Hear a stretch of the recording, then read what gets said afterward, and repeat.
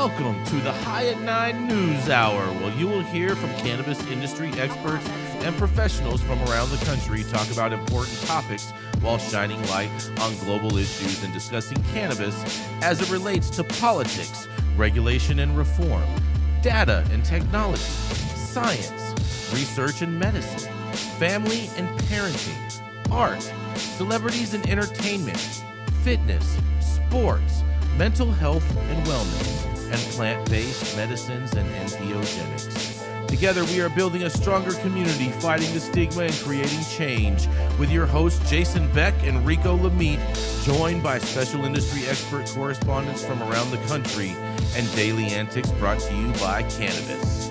Coming to you live every Monday through Friday at 9 a.m. Pacific Time and high noon on the East Coast. And thank you all for getting high at 9 with us.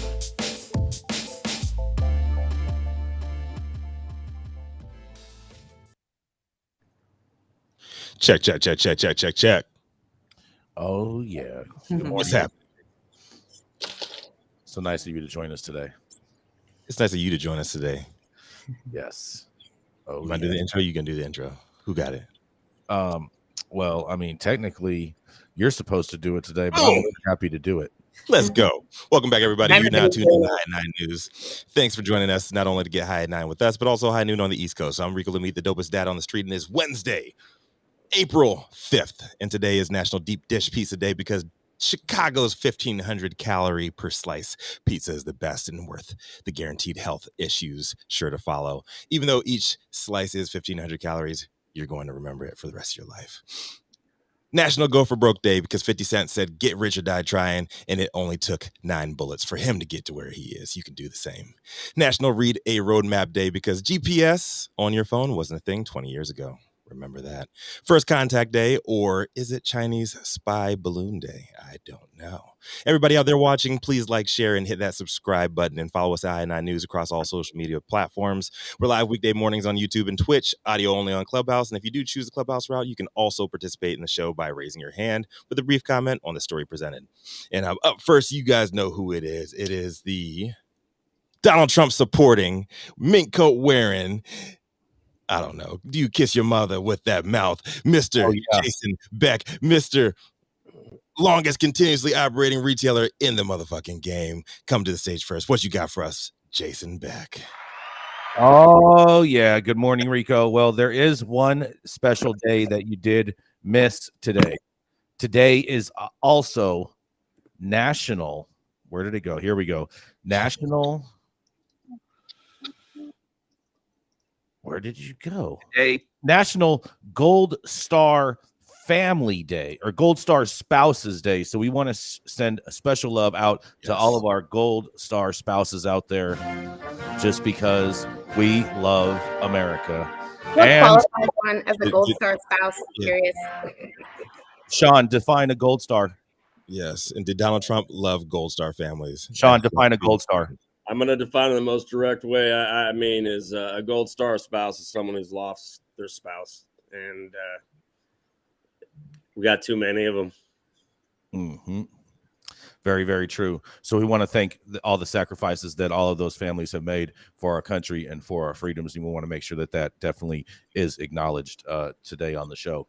But yes, coming up, my story. I hope you guys are ready because, you know, Rico, you were criticizing this stuff the other day, but guess what? Bring it. It's dead. Because Montana lawmakers bill intended to erase adult use cannabis is killed in Montana. That's right. A proposed Montana state law that would have effectively canceled the state's adult use marijuana industry and put new draconian restrictions on medical cannabis died in committee. That's right. Republican State Senator Keith Riegler, who I said is not a Republican because he doesn't believe in freedom, and as far as cannabis is concerned, introduced Senate Bill 546 on March 30th.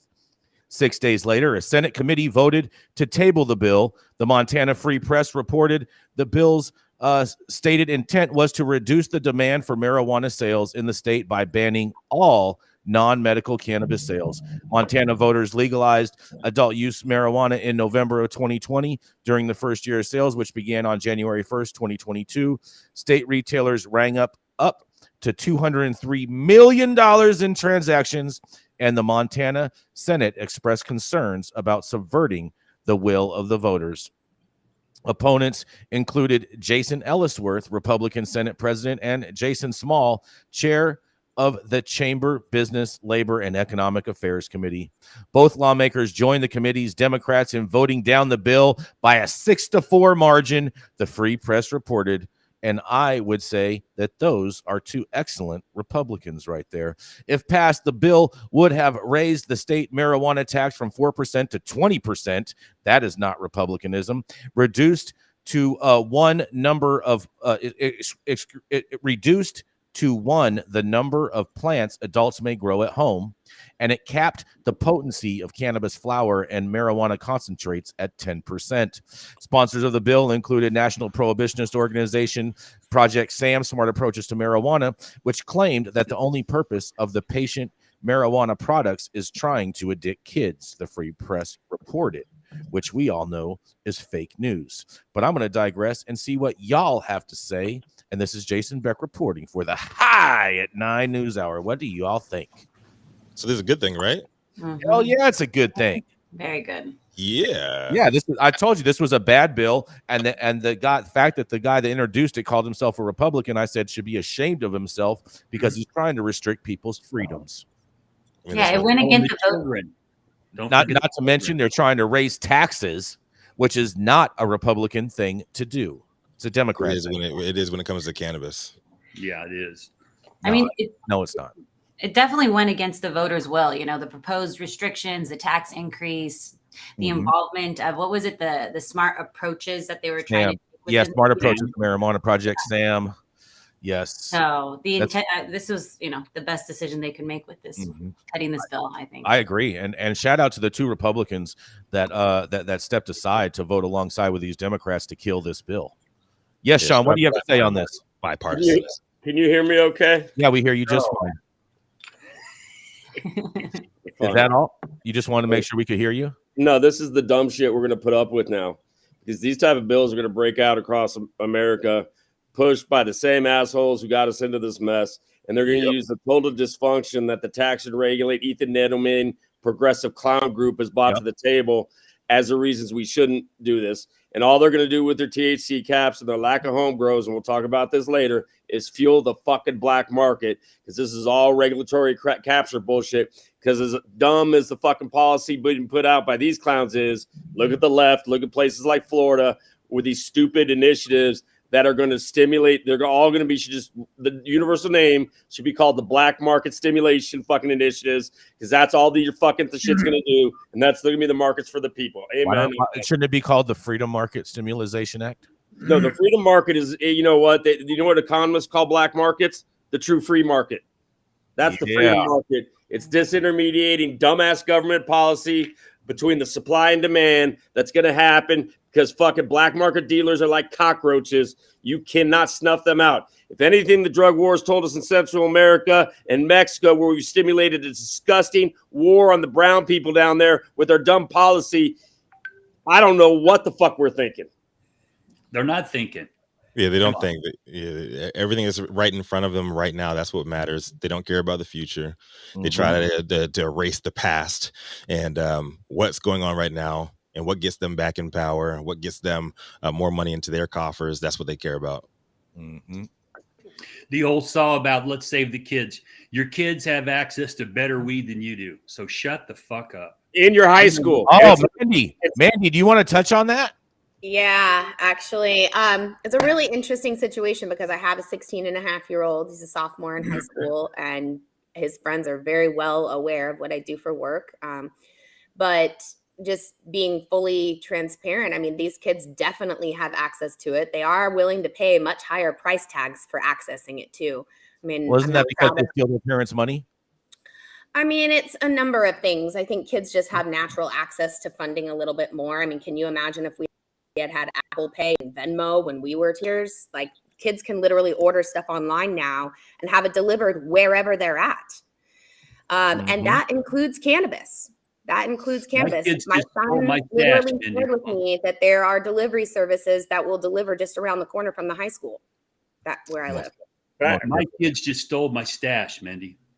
See what I'm saying? Now, I'm fairly certain that's not happening here, but I'm not a fool. You know, the fact is there's a lot of product in my house and I can't account for every single nug. So Yeah, go ahead, Sean. What do you got to say about this? I got 4 kids. The youngest is a junior. I have a 16-year-old, a 17-year-old, a 19-year-old, a 21-year-old, and a 24-year-old. My daughter's at UCLA. My son, my oldest son, is in OC with his girlfriend doing the hustle to survive. They just moved out after COVID. My third is first-year freshman hitting baseball at college, and my third is trying to stay out of jail. My fourth is trying to stay out of jail in high school. You don't have to have a delivery service. The kids are dealing it straight in the schools, in the bathrooms, in the lockers. We have dogs trying to sniff it out. In Nevada, my kids all play sports. They peed the fucking kids, and the kids would just bring fake pee to get around it. And you better thank Jesus that it's only marijuana they're buying, because the other shit, the kids are dying. I've seen kids convulse in front of me in Las Vegas on fucking pharmaceuticals because they're taking Xanax, they're taking alcohol, and you dumb motherfucking parents disconnect from the reality of your kids or believe nothing's happening. You're fucking fooling yourself. Watch your F-bombs, bro. I apologize. I thought this was a free speech show. Watch your F-bombs. YouTube doesn't allow that. Fuck. Sean, yeah, right. No, Sean, I'm serious. Okay. Maybe we need to go to Twitch. Maybe. But that's not where we're at right now. Maybe Bowser. You should have Bowser talk. I mean, the reality is that kids have much more accessibility than we could have ever imagined when we were their age. And the reality is that there is a lot more cannabis floating out there in the world. I mean, not all legal licensed cannabis is winding up in adults' hands. It's not. I mean, kids are accessing it, period. It's just happening. It always has happened. It always will happen. It's just easier now than it was, 25 years ago. And the quality is a lot better. I remember getting that. Way better quality now. Yeah. You can bleep me. And everyone can access it. I mean, if a 21-year-old can access it and they have an 18-year-old sibling, chances are they're probably sharing it. What? Or selling it to each other. Very Kids are entrepreneurs too. When the dinosaurs roamed, I was a kid, and I always had a pound around that I would move with my friends. That's how I got free weed. So yeah, it was shitty weed, but I wasn't alone. And these kids today, they understand this. They're hustlers. Come on. Yep. Well, we're gonna go to a commercial real quick. We'll be right back. Save the kids. How's it going, guys? Saman Razani coming to you from Green Street here with Jason Beck, smoking on the best weed in the world. Did you know that we have an audio-only version of our podcast available on Apple, Google, Amazon, iHeartRadio, and Spotify? Tune in now and check it out.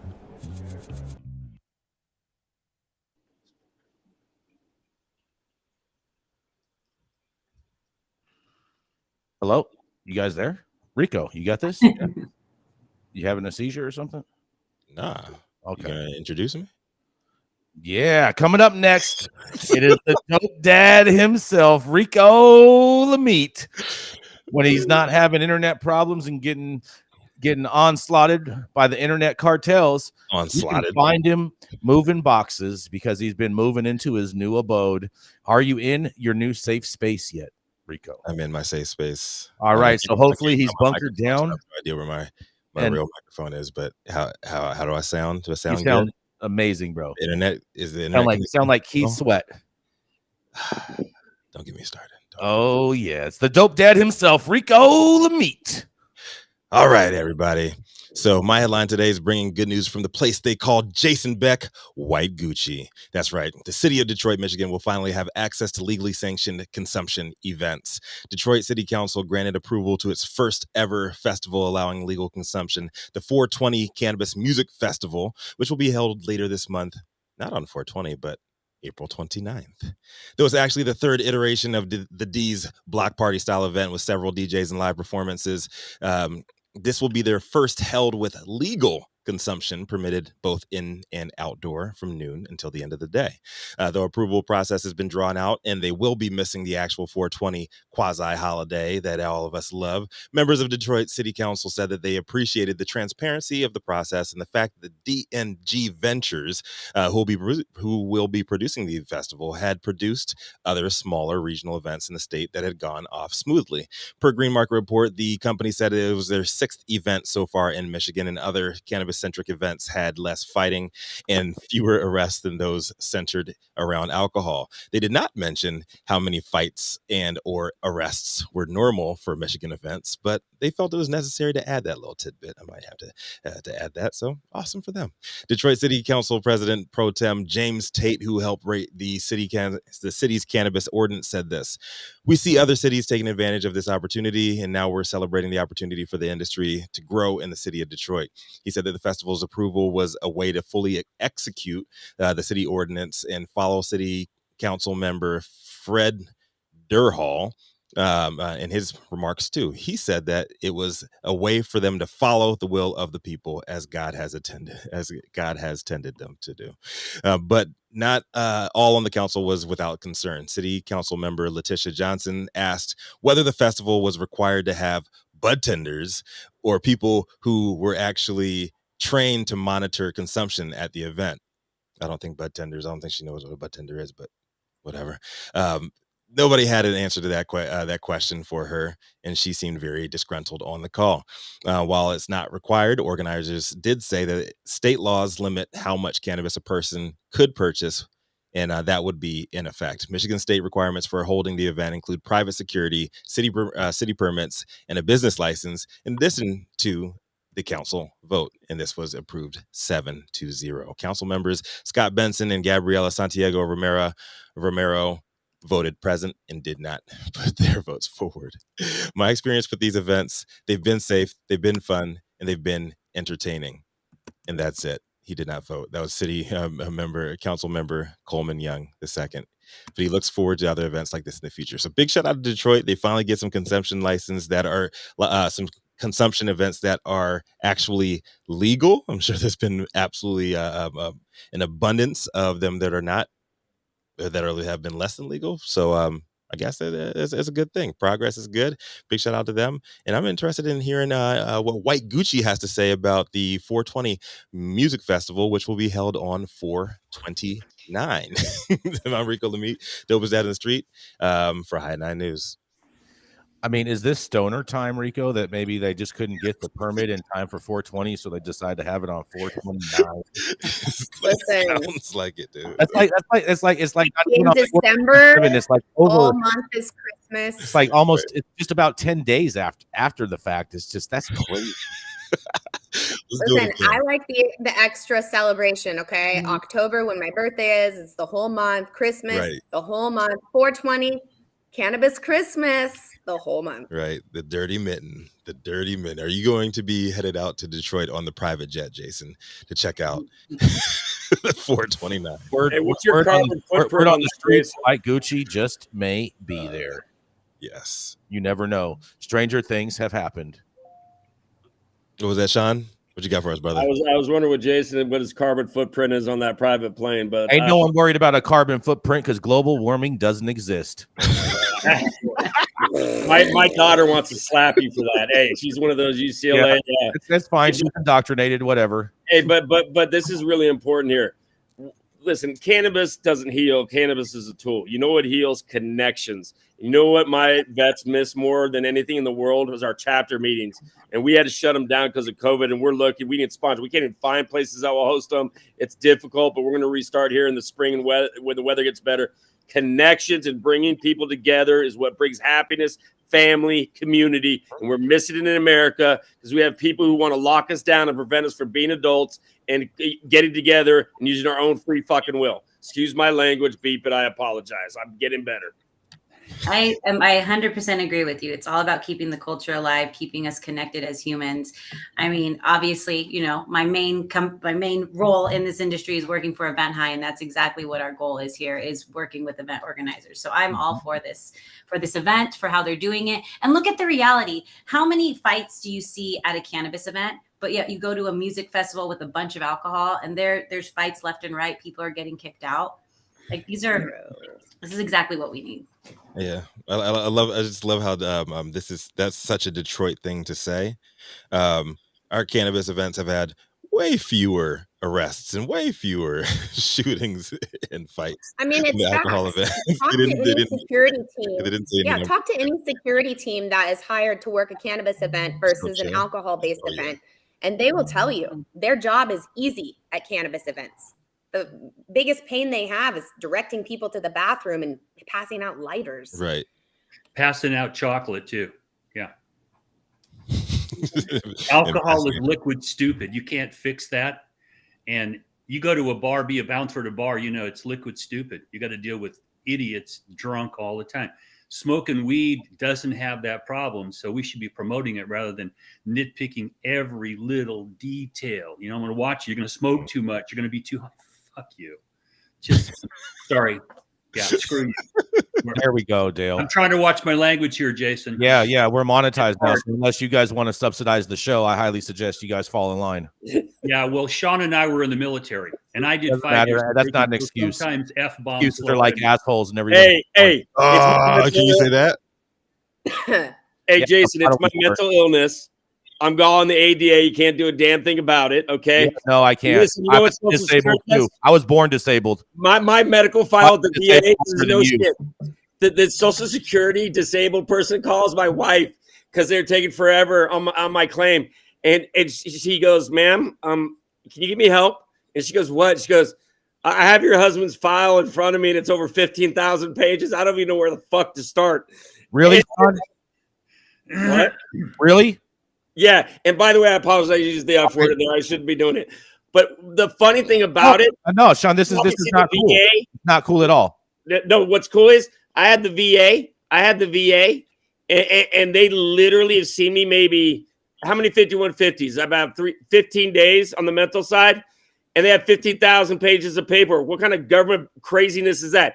They think I'm crazy because I did drugs and had sex a lot. That's basically my problem, and I was very upfront with it. So bottom line is, you know what the system can do? I'll leave it at that. I won't say the word because I don't want to fuck. I don't want exactly. You say it again, we're going to remove you from the show. I love you. All right. Period. All right. Coming up next, we have the angry veteran that always is disgruntled and doesn't know how to shave. It is the man, the myth, the legend, Mr. Sean Kiernan, representing the Weed for Warriors organization. What do you have to say today, Sean? Oh, I want to hit on a story. Go ahead. Yeah, I'm going to say in honor of Gretchen, the redhead from DC. Well, she got called by the Kremlin today, so she couldn't be with us.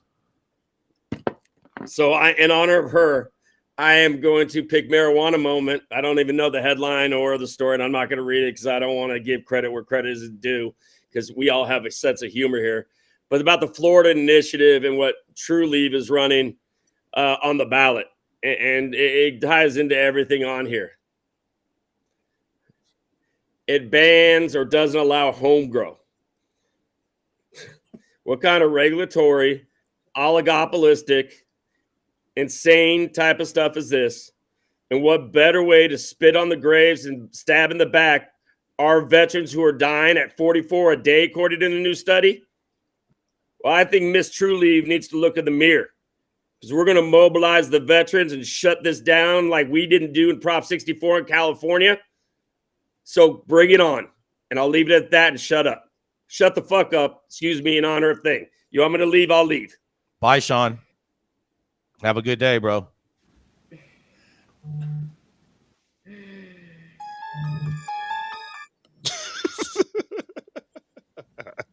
Hey, man. I love our veterans. I love Sean. I love Justin. Man. But we're trying to monetize this y'all. So we gotta. If Rico. you hear about the show continuing on, we got to hold the swearing to a minimum. Rico, I'm on the board of directors with this guy, and I'm also their attorney.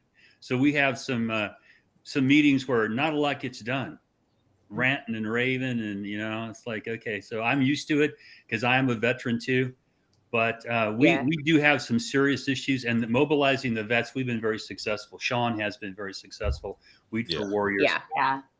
So Absolutely. I shout out to the vets and those of us who have PTSD. Sometimes we just want to rip people's faces off, and other times I want to eat a lot of chocolate. So we all love Sean. It's not a matter of loving. It's just a matter of making sure that we're following the rules that we're expected to follow to be on this platform. Exactly right. That's simple. We're not here to silence people or anything like that, but YouTube has whatever, and so we need to follow in regards to that because we are on their platform and we respect them allowing us to be able to do this. And it's a good thing. It's a good thing to talk about because we are talking about cannabis on here. We are at past that 1,000 subscriber landmark. We have to tighten things up in order for us to not get shut down. And because we are talking about cannabis on here, there's certain rules that we have to adhere to. You know the rule, Dale, only break one law at a time. And since we're talking about cannabis, we can't use cuss words. Yes. There you go. No cannabis and cussing. Or how about cannabis? Yes, cussing no. We can still talk about guns. We still talk about killing. I think we should just all start when we want to cuss, we bleep ourselves. So we'd be like, what the bleep? And then we're going to continue on and, it just change the word. We should have some internal alternative words. Yeah, bro, I'm not sitting here trying to predict when people are going to just pop off and having to press a button. This is a live show. That's not reality. No. But on the other end of that, we can, if we were about to say F you, are we allowed to spell the word? No. We can say pew you, pew pew pew. Frack. Yeah, frack you. Yeah, you can say fracking. Fracking's okay. Well, I do love that everybody in the chat does understand. But again, too, we love Sean, everything that they're doing over there, and whatever they need to support us for this when they go to Florida, we will be there. We'll help in our own way. Yeah, 100%. I do think that this bill should get killed. Just for one, because there is no home grow involved. It's a total capture by the big dogs in Florida. And in all fairness, they are paying big bucks to be there. But at the same time, they're not looking out for the patients. They don't really care about quality. They just care about making money, which I love to make money too. But at the same time, I still care about people and want to make sure that people have quality products. And I don't know anyone that's really making real quality products out there aside from a couple places. And I'm sure that those SKUs are far few and in between and probably out of stock on a regular basis. You know who is about to make some quality products down there? Tyson 2.0 and Ric Flair with their penis pimples. Oh God, quality products, yes, quality. Not so sure. The jury remains out. Yeah, I mean, we're gonna. I mean, this whole thing with Florida, it really does disturb me, and I mean, who else wouldn't like to see Kim Rivers lose all the money that she's put into adult use legalization bill because of the fact of her lack of community outreach in regards with allowing home grow? I think every single cannabis patient in Florida would support that. That's approximately 700,000 people. That's a lot of people. Yeah. Come on, Florida, get your shit. Get your lot of people. Come on. Oh, Florida. Yeah, we're going to go to a break. We've reached the halftime part. We're going to be right back. Keeping up to date on the evolving policies of relevant state, local, and federal governments is key to success. When the future of your business is at stake, you need representation as dedicated as you are. With a maze of laws and regulations surrounding cannabis, hemp, and psychedelics, knowing where to begin can be a challenge. Good Thing the Law offices of Omar Figueroa features a skilled, highly focused team ready to guide you through it all. They're accepting new clients in California and New York. So make sure you check them out at info@omarfigueroa.com.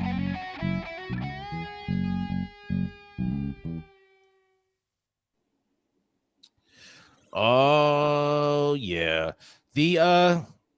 The thoughts and opinions and general overall shade thrown at High at Nine News are those of the individual speakers and not those of High at Nine News, its audience, or its advertisers. The statements made do not constitute medical, legal, or financial advice. And for advice tailored to your specific situation, please consult with a licensed professional.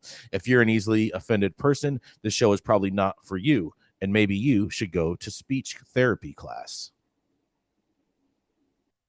Control Tower from Highly Educated has perfected the dab. Utilizing the concept of thin film evaporation, you can waste none of it and taste all of it.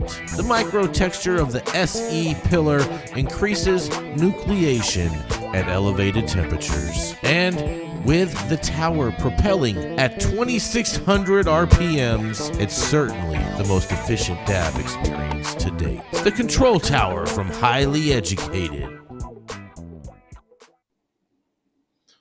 Up next, she is the multi-talented, multifaceted CMO of Event High and co-host of the founder of the revolutionary Professional Women in Cannabis networking series, making waves throughout the entire industry nationwide. Blunt Brunch. Coming to the stage, you know who it is. One of the hottest names up and coming in the industry, Adelia Carillo. Good morning. Good afternoon.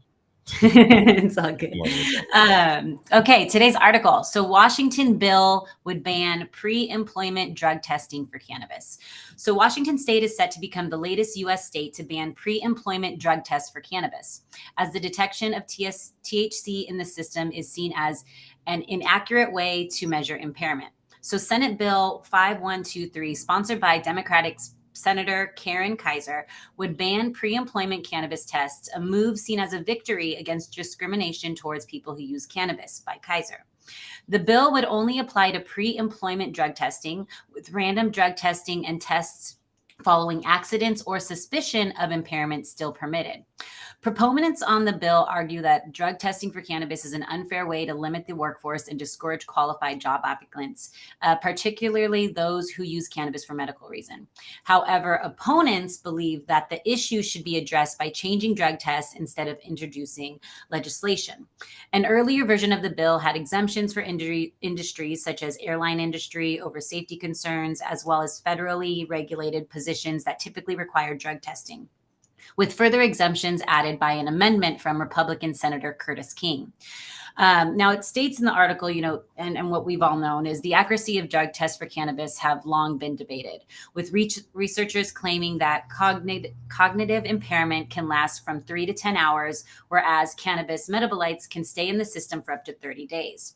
Researchers also argue that an objective measure of recent cannabis use that correlates with impairment has so far proved elusive. Some U.S. states have set legal limits on the amount of THC a driver may have in their blood, similar to the 0.08% blood alcohol concentration limit in effect nationwide.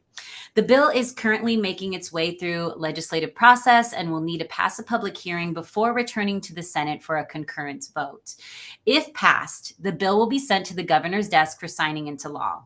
While the bill would allow those who use cannabis for medical reasons to have greater employment opportunities, it would not allow employees to work while impaired, and employees would still be able to maintain drug-free workplace policies. So this is Adelia reporting for High at 9 News Hour. I would love to end with this. Fellow correspondents, given the growing evidence that drug tests for cannabis are not an accurate way of determining impairment and the potential for discrimination against individuals who use cannabis, should more states follow Washington's lead in banning pre-employment drug tests for cannabis? Or what other alternative methods could employers use to ensure safety and productive workforce measures? I mean, I think common sense would be a good one. Yes. Right. Yeah. I think definitely pre-screening for employment based on cannabis use it should be not allowed. Absolutely not allowed. We're legally allowed to access it. Showing up to work intoxicated is a whole nother thing though, right? Consuming during work, that's something that you have to explore as well. I would say that you would have to have a medical note for something like that. Like, let's say if you're a cancer patient or something of that nature and you're at work, right? I could see it being possible, but yeah, absolutely not drug testing for employment. That's just ridiculous at this point. I mean, my favorite form of drug testing is testing the drugs. Yeah, Yes. you got to make sure that they work. Of course, Yes. shocking. If it doesn't, good luck in No everything. smell, no sell. You know the name of the game. It is a really tough one, though. You guys think about it this way from a human resources standpoint, right? You have to be able to allow people who need cannabis to have access at some point during the day, just like you would any kind of medication. If you had a person with asthma, they would be able to use their inhaler when needed, right? It's a really interesting and fine line that we walk as employers, and really a tough one for HR just to decide what the company policy is going to be as a whole. It's a very difficult policy to put in place. Yeah. Until we get a clear definition that cannabis is legal across all jurisdictions, we're going to have problems with this because the feds don't recognize it. And if you have contracts that involve interstate commerce, then you fall into testing requirements from the feds. And also, if you have people to go out on the road, you have to have some different standards coming in, which shouldn't be felt as discriminatory. But if you're going to fly my plane, I don't want you, smoking dabs in the parking lot. So there are some realities here, but it's a nightmare for HR people, as Manndie just mentioned, and for attorneys, because if they charge you with driving influence, they can't win those cases. Okay. But if they want to hire you because you got metabolites in your system without a law to base it upon, you don't have a job. Yeah. So we still haven't filled in the gap. And from a legal standpoint, this is just a nightmare. I mean, trying to advise clients, I tell them be overcautious depending on what they do. But if you're the janitor and you empty the trash, who gives, whether you have cannabis in your I mean, come on, man. Right. Are you doing the job or not? And I mean, if performance issues are at hand there, then you're going to be having a documented paper trail. Is a drug test necessarily needed at that point? You just are talking about performance issues, right? You don't even need to test for drugs. Why? Doesn't matter. It's just, is the job getting done or not? Well, and the for cause part of this, let's say you have an accident in the place or you're on the road, get an accident.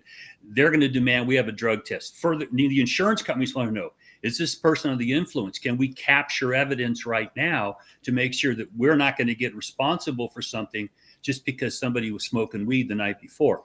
So there's a lot of issues in this when you represent an employer. It's not an easy one to advise them. And you're overcautious. It troubles me because I've been smoking weed for 50 years. Okay. I was never a danger on the highway, although I didn't fly my airplane, high. That's pretty stupid, but I never felt like I was a danger. And that's the problem they have. Alcohol is definitely a danger. And how do we, thread the needle with all this when, your employer is going to be liable for what you do? They do this at what is it, like at Mercedes-Benz? If you're an employee and you bump one of the other cars, right away they're going to drug test you because again, the whole thing is it's just policy for their insurance requires it. Yeah, exactly. Yeah. So it is going to be. But again, and I know there's been a couple of research studies that have just been more probably anecdotal than anything, but we really just need the time and funding to go ahead and run serious research studies on these. Like, people have been driving since cars became cars. Yep. Smoking weed. Yes, that's true. Like, since the beginning of cars, people smoked weed. Even one of the first cars was made out of weed. Hemp. Mm-hmm. That's not my point. Just saying. I'm talking about ability, right? Also interesting out of Monday's stories where we talked about the NBA releasing cannabis from their list of things that they're testing for. Yep. I'm really interested to see how many more basketball players openly come out as cannabis users, and then do we see any incline or decline in their performance? No, you want to see the best basketball ever? Go see a street ball competition where everybody's smoking weed. Oh yeah, like the and one competition in New York. This is my point, though. These sorts of bits of information over time and the ability to run true clinical trials on these sorts of allegations of what this plant does, right? That's the only way we're going to know for sure and be able to definitively say, no, in fact, many studies have shown this to be the exact same result time and time and time. So now, about impactful or isn't impactful on the becomes a moot point. It's nobody's damn business. You're doing the job and doing it well, or you're not. Period. I agree. Until there's an accident. Okay, and that's where Then things get crazy. But were you following all the rules? Like, an accident could happen to anybody. My mom fell down the stairs at her work and rolled down 12 stairs and ruptured discs in her neck. She wasn't smoking any weed. Right. Well, but if you get into an accident and it's not clear who's at fault and they drug test you and there's weed in your system, the insurance company is going to start having problems, because now how do you defend them? Your attorneys begin having problems. How do we defend that? And the biggest problem, as you touched upon, Manndie, is I need to put expert witnesses into the witness chair and ask them about the studies on cannabis. And we're not there. You get nothing but anecdotal studies. Okay. And that means that it's just a crapshoot as to whether you can win a case or not. And that's where we have just a lack of information. If you're going to jail for DUI with weed, you find someone who can testify about how inaccurate this is between THC levels. And I mean, that's easy to do. But if you're not going to jail and it's a civil problem, now it's just a mess. And it'd be nice to have some studies done. I mean, Weed for Warriors pushed for years to get Sue Sisley studies done so we can officially say smoking weed's good for PTSD. Oh my God. Thank you, Sherlock. You know, Stevie Wonder could see that decades ago, but it takes that kind of thing. It just shouldn't. It shouldn't, but it does. Yeah. And I really like what Nick Bradley had shared in the chat, where he says there have actually been studies done that test driving ability of people on different drugs, and cannabis does impose unfamiliar users' ability to drive, but has zero impact on experienced users. And I think I would have to agree with that, because people that are unfamiliar with the effects that cannabis gives to them definitely should not drive or operate heavy machinery. But to the person that is an avid consumer and smokes every day, I don't think that they're really going to be affected that much. Yep. Absolutely. Yeah. Nick, and I'll just tell you, Nick, you should have paid for that to be a super chat. And we want to that was a good one, Nick. Thank you. The show by reporting super chats. So thank you all. Super chats. Oh yeah, we're gonna go to a commercial. We'll be right back.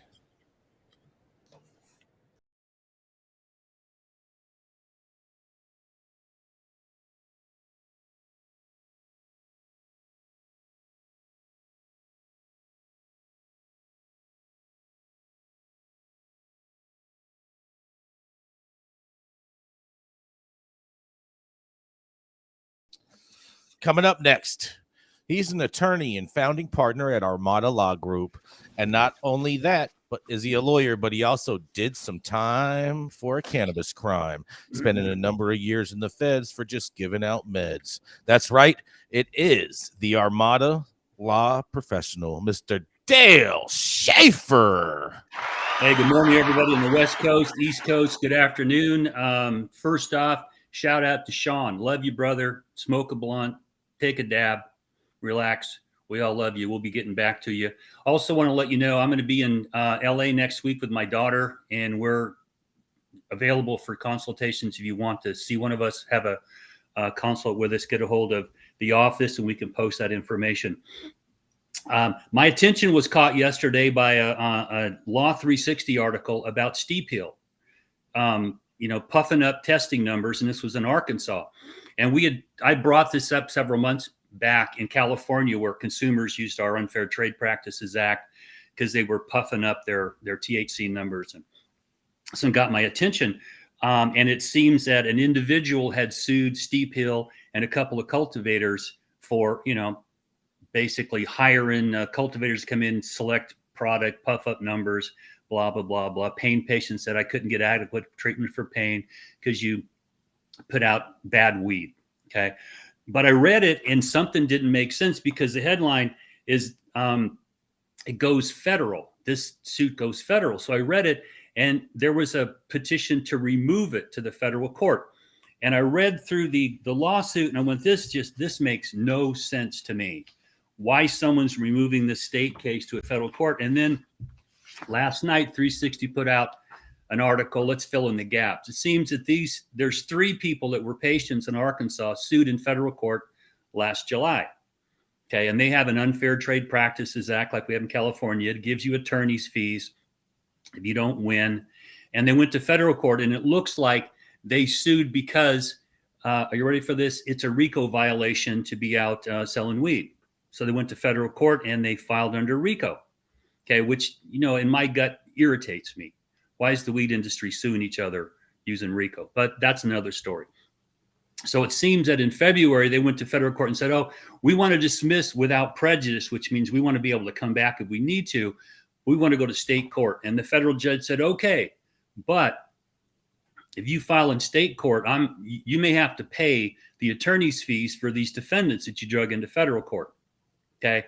So one of these plaintiffs went and filed a suit against Steep Hill and 2 of the defendants from the federal case.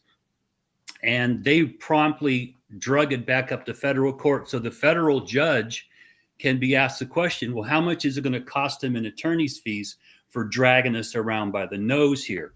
And that was the 360 article that came out last night, is that they're begging, they're asking, but they're really begging. Don't make us pay their attorney's fees. Now, one of the features of these consumer laws in every state is that if you file a frivolous action, the plaintiff can get smacked for attorney's fees.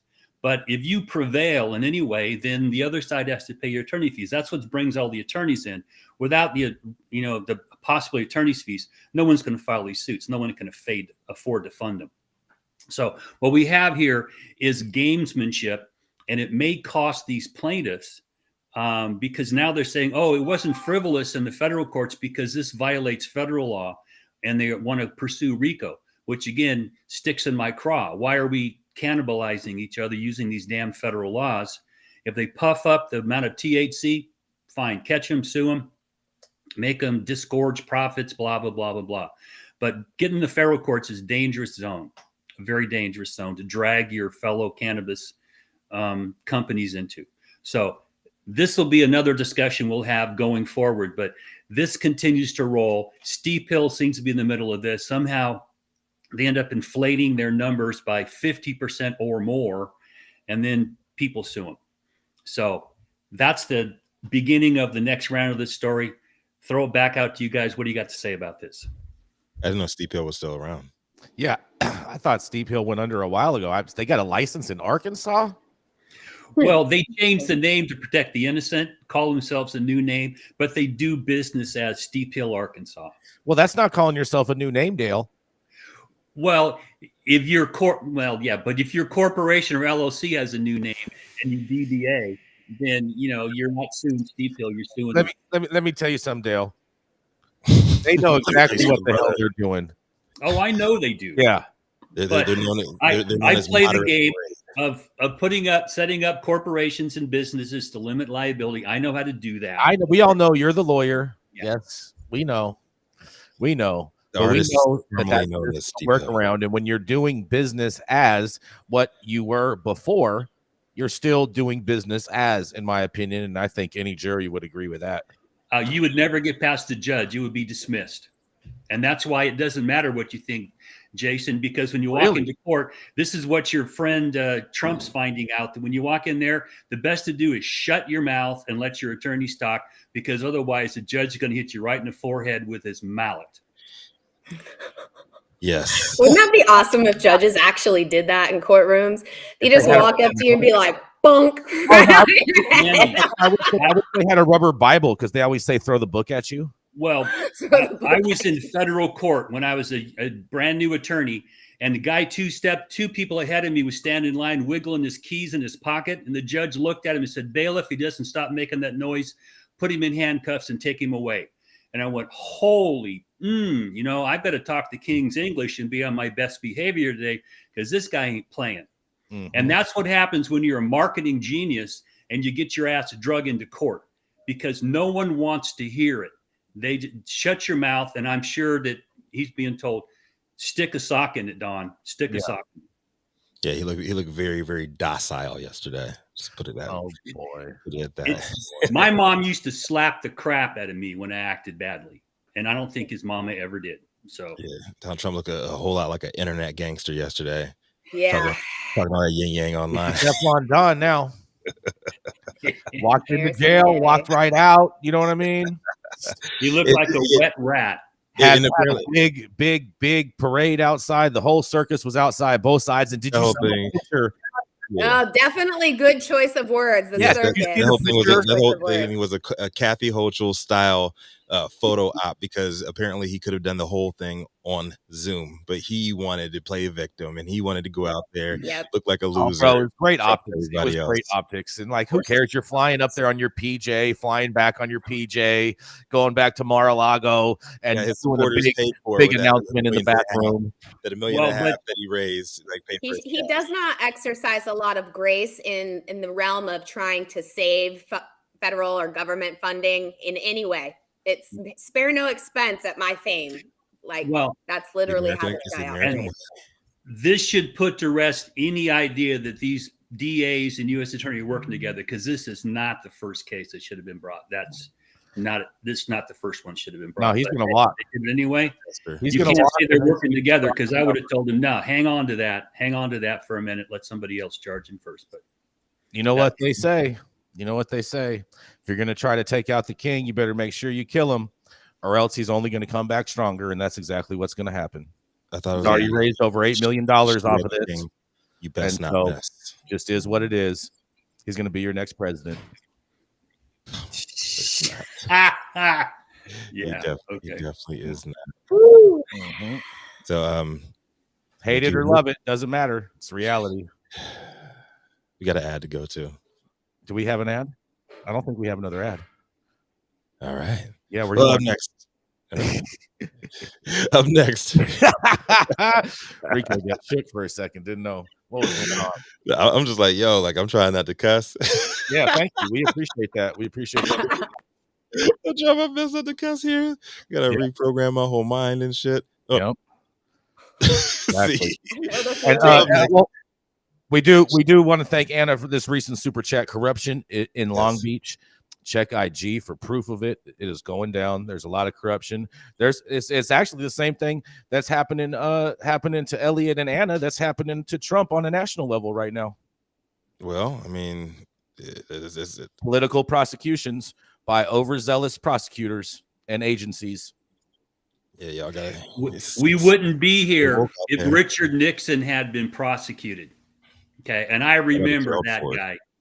Shout out If to he'd have Gerald done Ford. some time like everybody else did, we wouldn't be here right now, because the president would understand. You act like this, man. You better have a good defense team when you get out. But that's not where we are. Yes, indeed. But up next, she is a NorCal-based Emerald Cup edibles judge, known to some as Carmen Sacramento, for her never-ending international quest to find the world's most perfect cannabis and psychedelic edible experiences. A crusader for female entrepreneurship on a mission to show the world cannabis motherhood and executive lifestyle do go together. Bringing us home today, y'all know who it is, and I'm going to try to hold my FS and everything else, all those other bombs back. But coming to the stage, it is Manndie Tingler. Good morning, everybody. Happy Wednesday. I am officially well underway with my Emerald Cup edibles judging, so bear with me if I receive an off month. Today's article is going to wrap our show with really good news coming to us from the state of Connecticut. The headline reads, Chief State Attorney reviewed 4,448 pending 562 defendants. In just a few weeks, Chief State Attorney Patrick Griffin prosecutors reviewed more than 4,000 pending drug possession cases and have dropped charges on 1,562 of them in expansion of Connecticut's criminal erasure program following the 21 legislation to create an adult use recreational market. The review and termination of cases occurred as state lawmakers are drafting a bill in order to Division of Criminal Justice to stop prosecuting cannabis-only cases as a part of the follow-up to the full legalization of cannabis. In communications to the Attorney General Judiciary Committee, Griffin said that because the state law included cannabis among a list of other controlled substances, including cocaine and heroin, his office had to individually review each pen case. Of the 4,248 cases, 1,773 included substances other than marijuana, while 624 cases will be modified, dropping cannabis from the overall charges. Griffin wrote in a letter to the committee the day for the panel to act. The legislation passed along party lines in the committee 27-10, but state Republican Steve Stratusform, who was the co-chairman of the panel, said that in the coming weeks, the bill is likely to be amended before it reaches the House floor for debate. It has been the shared position of this committee and the division of the persons charged with possession of cannabis-type substance offense that has subsequently been decriminalized should not be prosecuted for that offense. Thus, identifying the cannabis cases could not be accomplished merely by a computerized review and 4,439 and 2,109 in rearrest status. This was no small task and quite labor intensive. The bill was aimed at cleaning up cases not addressed directly at the legalization legislation, which also ordered the erasure of criminal records for cannabis possession. The proposal would also order the Division of Criminal Justice to end the prosecution of cannabis-related cases while reviewing the sentences of cannabis-related crimes for future modification. You guys, this is really exciting news, and the article actually goes on further to break down by different counties throughout Connecticut about the different cases that are being reviewed and what the drop rate was in relationship to cannabis charges. This is really exciting. I get very pumped up about states being active and getting in the driver's seat. I'm enthusiastic to hear what yours is, Manndie, for High at 9. Let's see if it comes true, because we've had mandatory criminal justice reform here in California for cannabis, and we still have people that haven't had their records expunged. And we need them on the books, but then the follow-up to make sure, and then having judges step in and make sure they push this. The system has not really cooperated as well as it could have. And you also have to make sure these rules are made retroactive, so that if anybody's being charged and we change the law now, it goes back. So if anybody's pending charges, that they retroactively apply, it's now legal, or we have defenses been dropped to a misdemeanor or an infraction or whatever. Because I've talked to DAs and they find a lot of excuses. Well, it wasn't just a marijuana crime. We dismissed a bunch of things to give them a sweet deal. Now they go back and look at it. It's like, no, you're there because the kid was smoking weed and you pulled him in. The next thing you got 10 charges against him. You don't want to give it up. The whole culture has to be changed, and we still have a long ways to go for that. How hard is it to just scan the system and anything with a cannabis, marijuana, or anything tagged to that case, you just eradicate it? Like how hard is it? I mean, that's what they were saying in the article, is that there were so many cases that had cannabis as part of the charge or the only charge, right?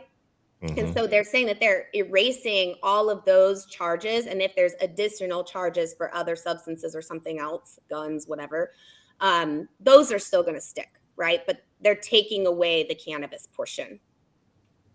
So would that lessen their time too, if they're taking away the cannabis portion, or no, they're just going to remove it from their actual case, but they're still doing the same time that they were? I think that'd be on a case-by-case basis. It's a case, that's what they're saying. It's a case-by-case basis. Yeah. There's not like a blanket way they can do it, because each case has all these different nuances to it. Right. And Lakeisha, hold on, Dale, 1 second. Lakeisha in the Clubhouse chat, she says exactly, Dale, to your previous points, follow-up is key to clearing cannabis records. And unfortunately, when they stack charges, only the simple possession for cannabis ones are cleared. Yeah. And well, big shout out to the effort that Felicia Carbajal led down here with the Gascon, and finding those 150,000 extra cases that were not seen initially, and getting those folks getting their records expunged too. I'm glad to hear that Gascon's office is actually doing something. But go ahead, Dale. well, part of the problem is that somebody will, the cops will charge with as much as they can. I mean, let's just be real. They catch you smoking weed. They find something in your car, they check and you've got some other thing going on with you. They bring all that into the DA, and the DA makes charging decisions. They may move forward. You may end up dismissing a lot of the counts and taking, say, an infraction for illegal possession of weed or something like that. And if that's going to go away, the DA wants to back up and say, hey, we just missed a whole lot of stuff here. Let's look and see if we can bring that forward, or if we let go of it. And it's an entire culture inside law enforcement that I've been around for a bit, and I understand some of it. But, to wipe this off, it should not be so hard to take an eraser to a whiteboard and take off a cannabis charge from somebody. But it is. And you don't have the data stacked up. You can find out about charges, but specifically to run on a person, they may have 10 charges. They don't let you go in and select that out. The data is not really harvestable like that. So it takes efforts. These are unfunded mandates, and we can't even clear rape charges inside law enforcement. So you want them to go spend money to do this. You've got to continue to knock at the door and ask, where are you? How far are you? Can we do anything more to push you? Because I've got a cannabis felony on me, but it's federal. And so I don't know that I'm ever going to get rid of that. And it's kind of irritating for what I did to get it. But, when you've got these on your record, you want them to go away, because people ask you about this stuff. What do you have to explain? That, I got pinched 5 years ago for an ounce of weed down at the beach, and it's still hanging around me. Mm-hmm. So Dale, what you're saying is you were not part of those millions of people freed by Joe Biden's retroactive pardoning. No, it was nonsense. Oh, it's federal possession. Who gets charged for federal possession?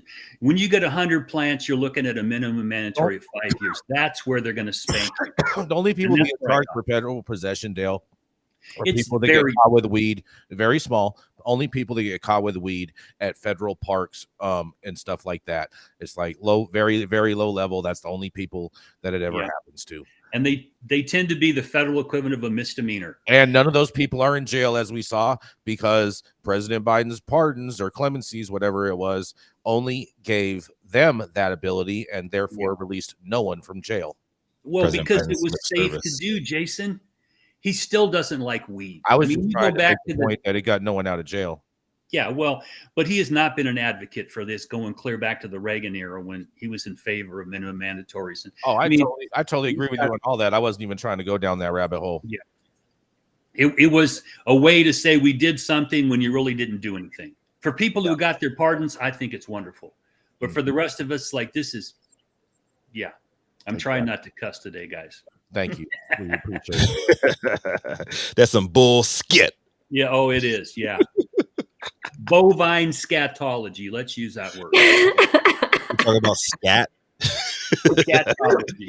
What kind of scat is this? Yeah. I just stepped in some bovine scatology, and that's what it smells like. Fuck all this bull skit. Fuck it. You guys are all crazy. I'm going to Schitt's Creek. I see it. I see. You did there. Well, nonetheless, that was a TV show that was pretty popular in the 90s. But nonetheless, thank you all for getting high at 9 with us every Monday through Friday at 9 a.m. Pacific and high noon on the East Coast. Big thank you to our audience and supporters for tuning in daily and listening to the insanity that is the developing cannabis industry. Thank you to all of our haters out there for always talking and thinking about us, because we have the most immaculate pieces of property inside of your head, rent-free. Maybe you should come over and come hang out sometime and put your feet on the ottoman. Thank you all of our sponsors today: Omar Figueroa, iSpire, and everybody else. Thank you all to Cloud Media Partners, House of Fuego, Green Street, and Zaza Simone Brown holding us down in Clubhouse. And of course, thank you to Cannabis Sativa L for giving us a reason to do this on a regular basis and giving us something to talk about. And thank you all for tuning in and getting high at 9 with us. It's America's #1 daily cannabis news show.